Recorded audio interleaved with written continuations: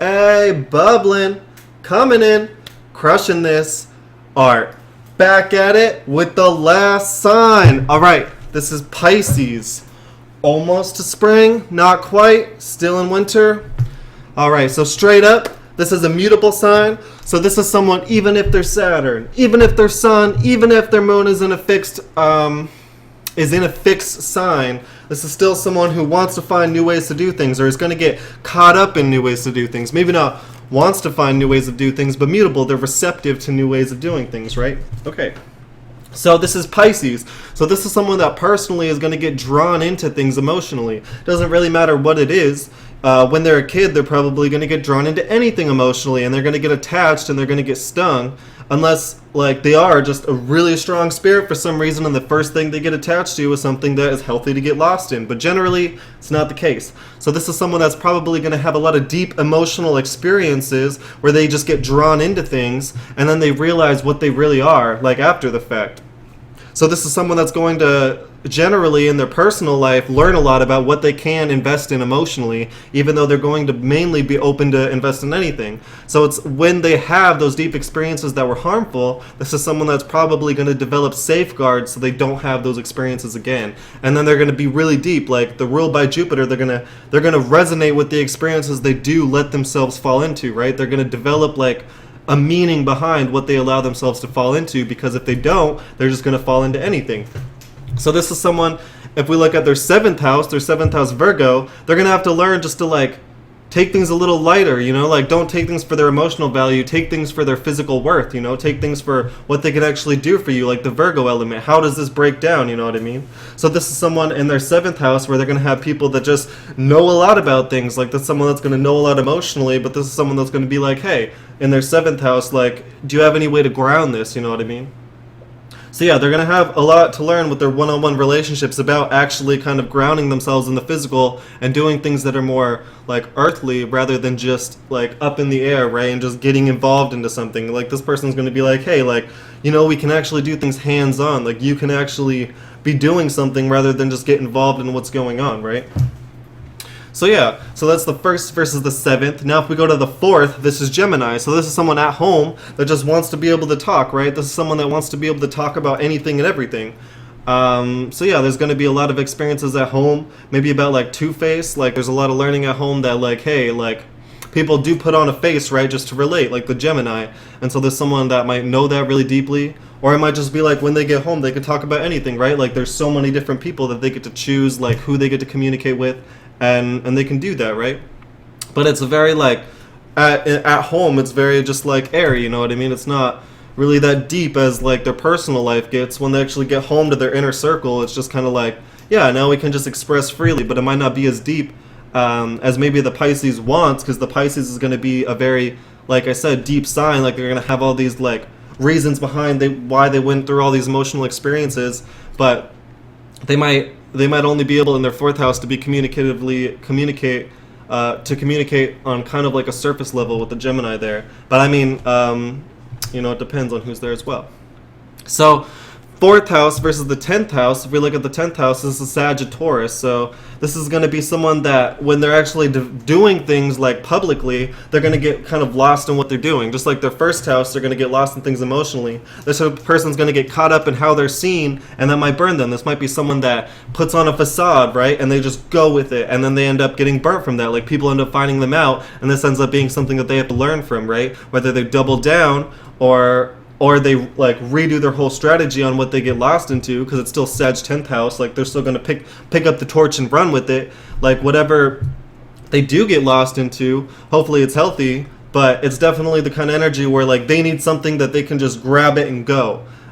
So like I said, publicly this might be like of them just like picking up an image, facade, and then like going with that. But whatever it is, they're just going to, like, the first thing they can do publicly is they're going to act off of, just like privately. The first thing that they can get attached to emotionally, they're going to get lost in. So it's a similar type of energy where, like, publicly, they're going to have a lot of experiences to learn on how they act and the way that they see things here. Like, this is something that they're going to have to deal with and learn from, unless, like I said earlier, they are a really strong spirit and the first torch they grab, like, isn't one that's, like made of duct tape and it's leaking plastic on them, right? So if they do grab a torch that's like made of gold and coal, and it's like perfectly made, right? Like, more power to them. But it is someone that publicly is going to have a lot of experiences on how to present themselves, or like what they should do in the public arena, right? All right, let me get some water. I'll be right quick and easy. So now that's the first, fourth, or first, seventh, fourth, and 10th. So if we go to the second and the 8th, their second house is Aries. So this person's values are going to be like selfish, right? It depends on in the moment. Versus their 8th house, things that they do behind closed doors are kind of calm, cool, calculated. They're things that they love. They're things that they know. Whereas what they value, they're always on to valuing new things. Like, it's not the same old, right? Whereas in their 8th house, the things they do behind closed doors, the things that they may not share, they may have a routine, like behind closed doors, that they really value, they really connect to, and it really makes them feel good. It might not be something they'd share, but that'd be like their 8th house. Behind closed doors, it's like calm, cool, collected, Libra, something they value. Whereas like what they do value, like their values are constantly changing. So it's like in their 8th house, they kind of go back to what they know and what they love and what they resonate with, Venus. Whereas in their second house, what they're valuing in the moment is always changing, Aries. So that would make sense too, because they're a mutable sign. It's like what they're valuing depends on what's going on, you know? So that's the 2nd versus the 8th. Now if we go to the 5th versus the 11th, the 5th, how they express themselves, is Cancer. So this is someone that's going to express themselves in a very deep way. This is someone that's going to be able to get their emotions across. They're going to be able to bring up the feeling and bring you to that level, ruled by the moon, right? Whereas their 11th house, who they associate with publicly, this is Capricorn. So this is going to be more just based on like big dreams, right? Like, what's going to work? What do I value now? How am I going to initiate that? And so these are the people that allow me to initiate my dreams, the people that allow me to be a big dreamer. These are the people I'm going to surround myself with. Versus I'm going to express myself when I actually feel comfortable with someone. I'm going to let my feelings take control. Whereas who I'm surrounding myself with publicly, I'm not going to let my feelings take control. This is what's going to help me gain security, or this is what's going to help my public life. So this is something that I need to be calculated on. That's how the Pisces rising looks at it, or the Pisces rising energy would be. Like, if they're trying to put too much feelings in their 11th house and who they associate with publicly, they're going to get burnt because the moon doesn't fuck with that there. So the 5th house, when they actually do get to express themselves deeply, or that when they do express themselves, they will express themselves deeply on a moon, on a watery level where it's very connectable. But versus how they associate with publicly, the 11th house, this is going to be more like what makes sense. How can I accomplish my dreams? Things like that. So that's the 5th versus the 11th. Now if we go to the 3rd versus the 9th, the 3rd house is Taurus. So this is someone that their day-to-days are fixed earth. So the things that they do every day, if they write every day, they've been doing it since they were a kid. Or they picked it up and they never stopped, right? So it's that type of energy with the things that you do day-to-day, whether it's writing, making videos, whatever you do in your leisure time that you just like to do. This is fixed earth. You're not going to want to change that. Versus the 9th house, what you look up to is Scorpio. So if this person does have a dream, this person does have a goal, they're obsessive on it, right? So if this person could have negative dreams growing up, right? To where like they really thought it was their purpose, but then they get burnt, the Scorpio energy, because they were obsessing on it. So this is someone that needs to be careful what they allow themselves to be their big dream, because they're not going to forget about it. They're going to put their all into it and they're going to obsess, right? And this is going to cause either a success or a failure. Because if they're focusing on something negative, this is going to cause a catastrophic person, place, or event to come into their life and make some catastrophic changes. But if it's a positive thing, this is going to cause a positive person, place, thing, event to happen and make some changes. So this is like be careful what you wish for type of energy. So that's the 3rd versus the 9th.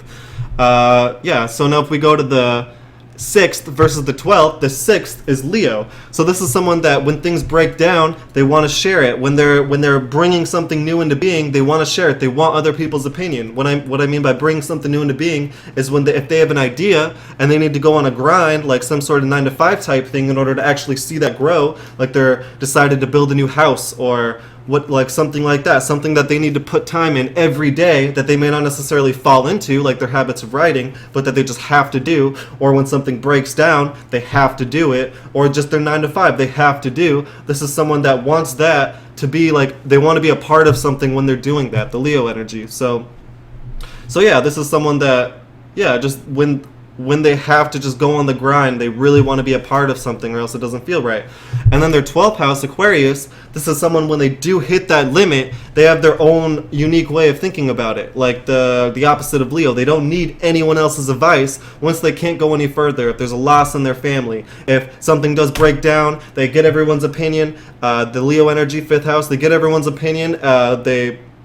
They communicate with everybody and they figure out there's no way forward. This is where they're going to go internally. They're not going to look for anyone else to really express that or relate it to until they got their own way of thinking about it. So yeah, it'd be the opposite of Leo, the 12th house. Once there actually is a loss or something like this, they're going to deal with this in a calm, cool, and collected way. They might be over emotional. They're definitely going to have feelings about it, but they're going to figure out a logical way and break this down and figure out like what this means, you know what I mean? And it's going to be from more of like their perspective, like ruled by Saturn, opposite to the sun. They don't need everyone else's opinion. They have their own way of looking at boundaries, their own way of looking at loss, their own way of dealing with it.